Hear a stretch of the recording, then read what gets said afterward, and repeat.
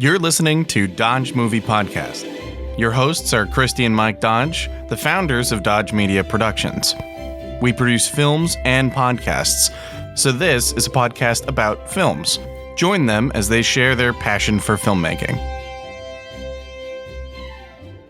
Looking to start a podcast but don't know where to begin? Look no further. The team at Dodge Media Productions has 20 years of experience as podcast listeners and observing the industry and 8 years experience in podcast production. We can help you take your podcast from idea to fruition, and we'll make the process seamless and easy. We'll help you with everything from recording and editing to hitting the charts on Apple Podcasts. So what are you waiting for? Contact us today and let's get started. DodgeMediaProductions.com. Welcome back, everybody. Today we're going to talk about the cutest little rom-com that we saw on streaming. I think it was Hulu, but you can check on your favorite platform and find out where. It's called A Nice Indian Boy. It's from 2024, and we watched it on Hulu. I think Prime is a rental, but it's free on Hulu, and I like Hulu, so that's where I watched it. I have no idea how we came across this film. I feel like you were just like what we used to call surfing. You were kind of just scrolling through Hulu. We were looking for something to watch, and I saw Jonathan Groff. I think you saw the title, A Nice Indian Boy, and you went to go past it, and I think either I said, "Wait, what was that movie?" or something, and so we watched the trailer, and we didn't even get all the way through the trailer. We were both like, yeah, let's watch this. I have no idea how I didn't hear about this. Maybe this is why they would say marketing works, because I don't feel like I knew it even came out in the theater. I don't know what its theatrical run was. I hadn't heard of this. This is a rom-com, so it's in my wheelhouse. I normally see every trailer for a rom-com. I don't see all of them. Some of them I don't really respond to, but for the most part, I'm aware of them, so I don't know how this one snuck through. But it did have a little bit of an indie feel. Like maybe it didn't even have a theatrical release. It may not have. Is there a way to look? Had a delightful surprise, at least for me, in that the Ghost of Christmas Past, Sunita Mani from Spirited, she was in it, and I really dig her work. I liked it when I first saw her on Glow. I liked her work there. And then, of course, Spirited is one of the greatest Christmas films of all time. Yes, I would agree. And she played a sister who is delightfully sisterly. She's not necessarily nice or kind to her brother, but in a way that to me landed not as evil, but more just a typical sister who's competing with her brother for their parents' attention and other things. And they each feel that the other one is getting too easy of a break. It felt to me very real. I like that part of the writing and her performance, and then his performance as Naveen, the brother, who's the title character of the film. I have to say the first maybe 30 minutes of the film, he was not a particularly likable character. He kept doing things that I found irritating and made his life worse. But he did come around eventually. They were setting up a fairly dramatic turn. Again, in romantic comedies, the whole premise is that love makes the main character a better person. So they were setting up that he had a long way to go to be a better person, because I found him very annoying in the first portions of the film. And this is probably by design from the filmmaker. Jonathan Groff plays the love interest, and he is almost too good to be true. Well, Jonathan Groff is almost too good to be true. He's like a multi-talented singer, dancer, actor, Broadway again, a film. Broadway person. What can't they do? Yeah, he's angling for an EGOT, I think, one day. Well, I would not bet against him. They said in the trivia on IMDb that he was supposed to sing a few lines from some song, and he actually learned the whole thing, which for a Broadway person seems a little bit easier than for a regular person, but still quite impressive. I think, obviously he has an easy handsomeness that works very well in the role, especially to contrast to the very neurotic and anxious Naveen. Yeah. It still kind of doesn't make sense on paper why they would be together, but the performances are so good that you don't really notice. Like that doesn't bump me, except when I stop and look at how very appealing Jonathan Groff's character was and how unappealing I found the character you really of Naveen. didn't like Naveen. No, he kind of bugged me Yeah, a he lot. did. I turned the corner on him in the middle of the film, but at first, yeah, he was irritating. I wasn't really pulling for him so much, which I don't consider a fault of anyone. I think that was the design of the film to set up that big face turn, really. And it was nice to see that it was set in an Indian family that acknowledged that they were an Indian family, but it wasn't specifically a movie about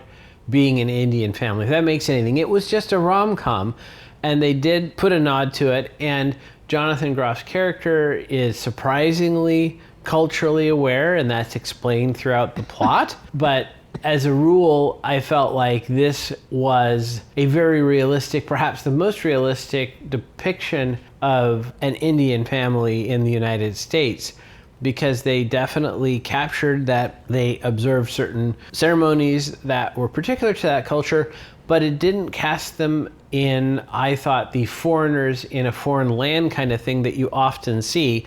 It was similar to me, like if you had a family that had a Mexican heritage who was living in the United States, and they would celebrate certain holidays, but they were still completely part of their culture. They weren't immigrants.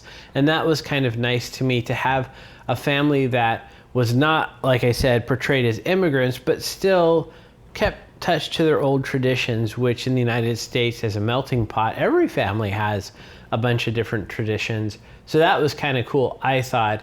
They had some gorgeous cinematography when we were watching the film. I actually paused it at one point to comment on that. There was a scene where the brother and sister are sitting on some stairs talking about some serious things, and the shot was just absolutely gorgeous. It's the picture that's on the IMDb. So Christy notes that is the shot that comes up when you go to the IMDb page for this film, and I would agree with that selection. I thought it was technically very well done. I think you're right that it is an independent film. It just has kind of that feel, and of course the lack of the massive But not in a marketing bad push. way. It's not like Not at anything all. is subpar. No. I don't say that, but it just, because it doesn't have, outside of Jonathan Groff and what's her name, Sunita? Sunita, yeah. I mean, they are recognizable, but probably maybe not by people at large. But, us moviegoers maybe recognize them. She's been in a few things. And then if you're a Broadway fan, it's kind of hard not to know who Jonathan Groff is. I don't know. So his first play was, and it's escaping me. He was first on Broadway in Spring Awakening with Leah Michele. And it's this great story because kind of like Art Imitating Life. I think they wrote this into Glee, but she had a crush on him and he wasn't out yet. And so he basically had to tell her, not only am I not going to date you, but I'm gay. So he had to disappoint her and come out kind of at the same time. But I can't remember. I think I saw it on HBO Max, but there's this documentary about Spring Awakening because it's this horribly sad. It has it's about Nazis, and I think it's she gets pregnant and she has to have an abortion, and they're young people, and it's just incredibly, incredibly sad play. And so that was his first, and then he went on to be in Book of Mormon and many other things, and then Frozen. And so that's, I think, how people probably recognize him. Do I remember correctly that he did King George in Hamilton? Yes. And then I have a special connection with him because he was in the movie Children of God that was filmed near our home. And that's the film that made me realize that I could go into the film industry. Thank you, Mr. Groff. I know. I feel a very special. If I ever see him, I'm going to tell him thank you. Right. Maybe even give him a hug. I'll give him a high five. I'll give him a hug. I would perhaps. happily give him a hug. He's a handsome fella. Oh, he is. So you were talking there and you mentioned that film, and it brought up a thought to me. This is a rom-com. Has anyone ever made a Nazi rom-com? Oh, gee. Okay. So this film hits our time code perfectly at 1 hour, 36 minutes. Right on. So it's a nice, perfectly, I didn't feel like there was anything excess that didn't need to be in there. And you said that he surprisingly knew their culture, but I thought it was very sweet how they explained it, that basically he was a foster kid and he had lived with an Indian family. It sounded like he had been bounced around quite a few families and never really quite found the one. And then the Indian family was the one that kind of stuck, but then unfortunately they both died. And so he no longer had that connection to an Indian support system. And so I thought there's a very sweet, touching scene with him and Naveen's father. Oh, that was really good. Kitchen, and his father's cooking, and Jonathan makes a recommendation about an ingredient to add that it doesn't seem, it's outside of what maybe is traditional. And so, but I think he said something like, my mom used to do it, or my dad, I can't remember. And so I thought it was really sweet how, yes, he had this knowledge, but he had the last name. And then there's a picture of him with his foster parents. But he definitely looks like the odd one out because he's a Caucasian living in this Indian family. And so it's almost like because he knew their custom and cultures, the Naveen's family was almost more welcoming maybe than traditionally we see often, that there's a cultural divide and the parents don't want an interracial relationship. That is a traditional stereotype that plays out in a lot of movies. Right. I said surprising because I felt like it played off of that. In some movies, perhaps they show the not white person coming into the white family, and then they know the appropriate white guess who's things. Coming to dinner. Yes. And in this case, they inverted that trope, and like everyone, I assumed that Jonathan Groff, based simply on his apparent ethnicity, would not know these things, and the characters were surprised. So to me, it was a nice inversion of a trope, and I love me an inverted trope. Yeah. But yeah, I think it was played sweet, and you mentioned that scene with the father, which is wonderful, and then that pays off later on in the film. And when I brought up before that it was independent, this was not to indicate anything in a lack of quality. I felt like it was very well written, very well acted, directed. Everything was top notch. I think this is an undiscovered gem. I'm surprised that people hadn't heard about it, including myself, and I think this is really quite a nice rom-com.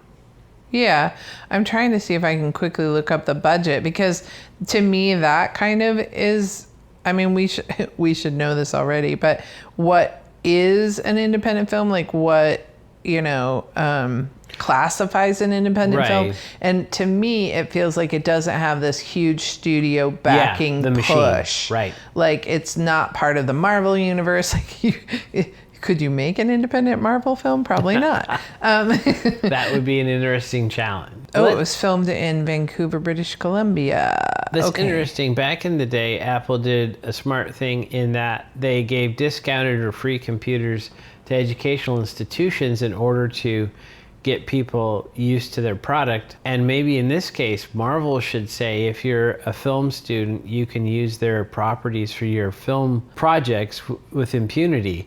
And I know that this would cause the marketing people their heads to explode, but why not? It's not like a student film is really going to take any money out of their pocket for Iron Man 17. But yeah, it would be curious to see what could you do an independent film with a superhero property of any sort, whether it's an existing one or a made up. I don't know if those two things go together because the nature of superhero movies tend to be so big budget. But this one, yeah, I don't want to say that it felt small budget as an implication of the quality. It's just the type of story, right? This is almost Duplassian in that it wasn't a sweeping vista. They weren't at some place in Colorado with twisters or whatever, all the stuff that Hollywood can do for us. This was definitely a more intimate, personal kind of film. I really like it. I think the director is himself of Indian ethnicity, so he probably had some sense of a connection to the story and the material, which comes through because it does feel, as I mentioned previously, it feels realistic in its portrayal of the characters and the family. And I thought it was interesting to see there was the tension between his parents, Naveen's parents, that I think as a viewer too, we kind of felt like, why are these two people together? But then later in the film, we see a touching moment where the mother talks about being with the father, and I think that's an interesting portrayal that maybe someone who didn't grow up in that culture wouldn't have understood, of when you had parental matches instead of love matches, the relationship is naturally going to be somewhat different based on how the footing, the foundation that it starts on. So I was impressed to see that captured and explored a little bit in this film, as well as the love match between Naveen and the Jonathan Groff character, whose name I'm now currently forgetting. Jay, I can't say the last name. Let me see, because I don't want to butcher it. I don't want to be cruel and butcher it. But it was A J. Jay Kurundukar. Ah. I felt like I could, so I gave it a go. I love it. Bravery in the face of a new name. So I can't find a budget for it. It debuted at South by Southwest, so I don't think it had a traditional theatrical debut. It won a handful. It was nominated a handful of film festivals. It won for the best trailer at one film festival, which I thought was funny because we had said earlier that we hadn't seen the trailer. Well, no, I'm saying that when we watched the trailer, we didn't even get all the way through it before deciding that we wanted to watch it. So to me, that says it was a good trailer, because we didn't even get through 2 minutes or a minute and a half, whatever they are now. And it only brought in worldwide $1 million.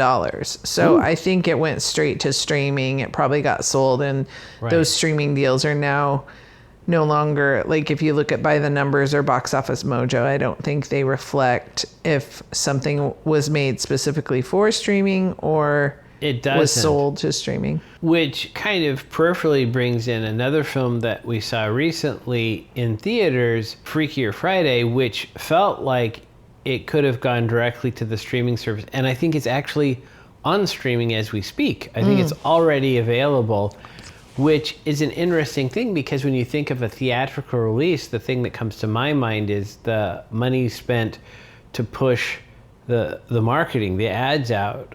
That if you're doing a theatrical release, I think that implies that you've purchased both them showing the trailer in other films, but also on television and other media, pushing that out there. And the gamble is that you'll get back, your gate at the theater will surpass what you spent on the marketing. And in the case of a film like A Freakier Friday, where it is tied into an existing franchise, I find it curious to do that. In this case, this is a film that we didn't know about, but instead of spending the money on trying to inform us of it, maybe they just went directly to a streaming.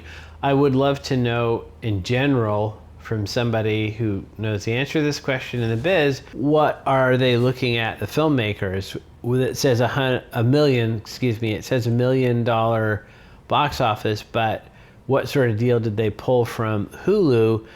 I'm curious about how the finances work out on some of these films. This film does not look hugely expensive. There are no special effects. Like you said, the actors don't have a tremendous number of big name actors where you're thinking they're paying huge coin. How do you make the finances work on a film like this? Because it looks just fine. There's nothing wrong with it. It's a really well made film visually. Yeah, there's no way they made it. They totally made it for more than $1 million. Yeah, I would say so. It looks like it to me. I think you could spend $1 million just in casting, and that's probably even lowballing the casting costs. Right, if you're thinking of a, let's say, 20-day principal photography, and you start adding up the actors you've got in there, they had a lot of extras. Oh yeah, yoga classes costuming. And things like that. Yeah, it just adds there's up. No way. Right? There's no question about that. I would say 5 to 8, maybe. I think that's probably accurate. So obviously, the filmmakers don't do this and lose millions of dollars every time and keep doing it. You wouldn't.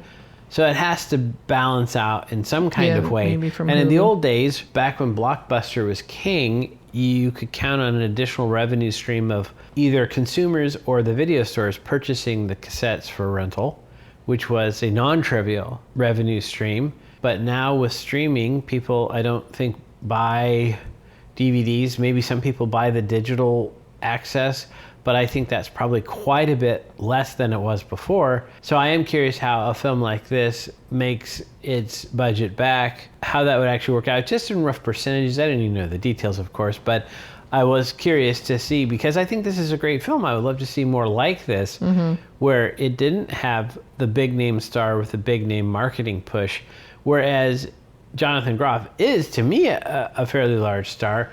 But then if you picked some other huge name as the other actor, they would come with a lot more money and then the ad spend. So how do you find a little film like this? We stumbled across it, and it's a shame. That's where I think there's an opportunity for films like this to get out there, other than, I guess, if we'd seen it at a festival, we maybe could have recommended it. If we were following those actors, perhaps we would know. But I'm glad that we found it, but it was a close thing because we just kind of stumbled on it. And it reminded me of the film we saw, and now I can't remember the name of it. Was it called The Wedding Banquet with Bowen Yang and Lily Gladstone? I think that was it, yeah. This one was much more comedic and lighthearted. Yeah. That one had a little bit more drama in it. Still, Right. both very good films. But as far as the tone and dealing with kind of like LGBTQ plus stories, but in a way that it was relatable to, I think, everyone. And so I appreciated both of them for that reason. I just looked up Freakier Friday, the opening weekend made $29 million with Wow. 44.5 million globally. So I don't think you can call that an independent. Not at all. And I guess that explains why they did a theatrical push. Yeah. It's interesting because I was talking to a friend of mine who's only a couple years older than me, and they basically had no interest because they didn't see the first one with Lilo and Jamie Lee Curtis, and so they had no interest in this one. Their favorite was the one that we all saw when we were kids, the Jodie Foster one. And so I'm pretty sure, I think I had children when the Jamie Lee Curtis and Lindsay Lohan first one came out. And so I think I saw it. Maybe I was working as a nanny, and so the girls watched it, because I think I've seen it. No, the kids were 5 and 2 Oh, when okay. the previous So one it must came have been out. on Disney Channel or something, because I'm Yep. pretty sure I've seen it, or maybe even we owned it. So I didn't have, I very much felt like my friend was saying that there's no interest, but I'm a big Jamie Lee Curtis fan. I'll watch almost everything she's in. So The one person I talked to about this film also admitted to being a fan of Jamie Lee Curtis and not necessarily anything else. But yes, we'll go see anything she's in. You had mentioned that A Nice Indian Boy was a film about a gay romance, but I actually felt like that really wasn't. To me, it was more about a romance. I don't think the that's what I fact said. that they were of the same gender, I wouldn't categorize this as an LGBTQ plus IA kind of film. This is just a rom-com where the two main characters happen to be both male. Unlike other films like the Bowen Yang one, it was part of the plot, part of the setting, that they had to deal with the fact that they were the same gender. But in this film, I don't recall there being any obstacles or impediments to their love that had to do with them being the same gender. And maybe I'm misremembering, but I thought there was one comment at the dinner, because the mom said something like, I thought she even called, they referenced when he came out, and basically like the parents were like, we didn't care that you were gay, which that's sweet. I think we need to have more parents kind of echoing that, because I do think that when I encounter people and this subject comes up, more people are like, I don't care if my kid's gay, I just want them to be happy, or I want them to be with someone who loves them and will treat them right. That's what I think most parents want. And of course there are people out there that want it in a certain type of package that looks more similar maybe to their own experience, but predominantly I feel like parents just want your kids to be happy and cared for by an individual and whatever package that comes in. So no, I didn't mean that it was predominantly an LGBTQ plus story, but I mean that it is an LGBTQ because it's about two men falling in love. Right. So from that perspective, I guess I was saying when you said that, it reminded me, oh yeah, they were the same gender. I didn't feel like that was core to the story, which I think is a good thing, and they were able to pull it off. Not to say that you couldn't have a story like The Wedding Banquet where that was more of an issue, but in this case, it really just felt like a rom-com to me. I wouldn't categorize it as like a gay rom-com. I just call it a rom-com. I think it was a really good film. I liked it quite a bit. I would watch it again. That's kind of become one of the metrics I now use on films is would I watch this film again? Because there's a lot of stuff that's coming out. So it's a fairly high bar to say I'm going to take 96 minutes to rewatch this film, but I would absolutely watch this again. I'm curious, the previous film from that director, I think had the same actor who played Naveen, and it looks like it was a boy-girl kind of romance, which I would tend toward, but then it's set during the lockdown, so that milieu is not really my bag, so I don't know if I'll go run off and see that older film, but I would definitely watch the next film that this person makes because I feel like they have a pretty good sensibility about what I like to watch. So that's a fun story, and I would give them a try. Of course, obviously, Ghost of Christmas Past and King George, those are two actors whose stuff I really like anyway, so I'd give them a whirl. All in all, I think this is worth a watch. If you like rom-coms, I think this is a good one to watch, and it's delightfully timed. It's not too long. Sorry, Mr. Scorsese, but 4 hours is a bit much. This is much shorter, much more in my attention span. You know, as children, we have a hard time paying attention for too long. Do you have any closing thoughts on A Nice Indian Boy? No, go see it. I really enjoyed it, and never forget, Dodges never stop, and neither do the movies. Thanks for listening to Dodge Movie Podcast with Christy and Mike Dodge of Dodge Media Productions. To find out more about this podcast and what we do, go to dodgemediaproductions.com. Subscribe, share, leave a comment, and tell us what we should watch next. Dodges never stop, and neither do the movies.